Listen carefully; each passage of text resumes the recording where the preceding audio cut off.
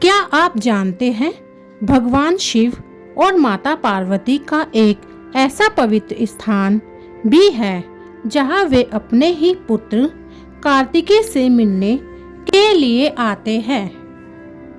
आज की इस कथा में हम सुनेंगे प्रेम, वियोग और भक्ति की एक अद्भुत दिव्य कहानी।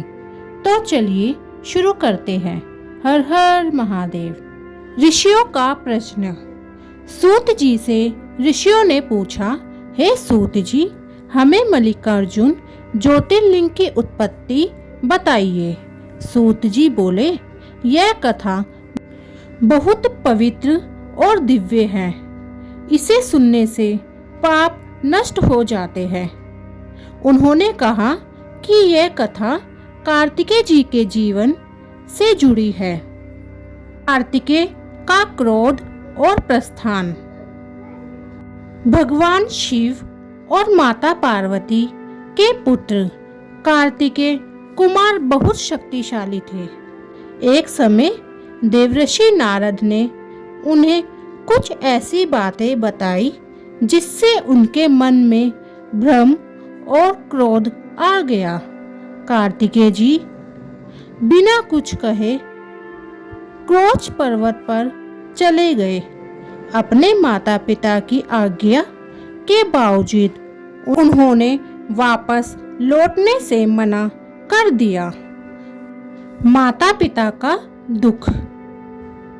भगवान शिव और माता पार्वती अपने पुत्र के वियोग में बहुत दुखी हो गए।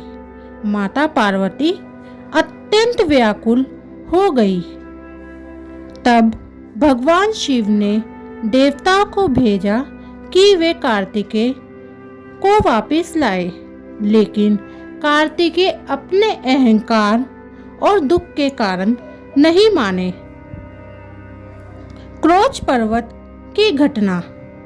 देवता वापस लौट आए और भगवान शिव और माता पार्वती स्वयं अपने पुत्र के पास गए, लेकिन जब कार्तिकेय ने देखा कि माता पिता आ रहे हैं तो वे और दूर चले गए। ये देखकर भगवान शिव और माता पार्वती अत्यंत दुखी हो गए। दिव्य रूप और प्रतीक्षा। फिर भगवान शिव और माता पार्वती ने वही क्रोच पर्वत पर ज्योति रूप धारण कर लिया। वे अपने पुत्र से मिलने के लिए बार बार वहां आते हैं। शिव जी अमावस्या को आते हैं और माता पार्वती पूर्णिमा को आती है। मल्लिकार्जुन ज्योतिर्लिंग की स्थापना।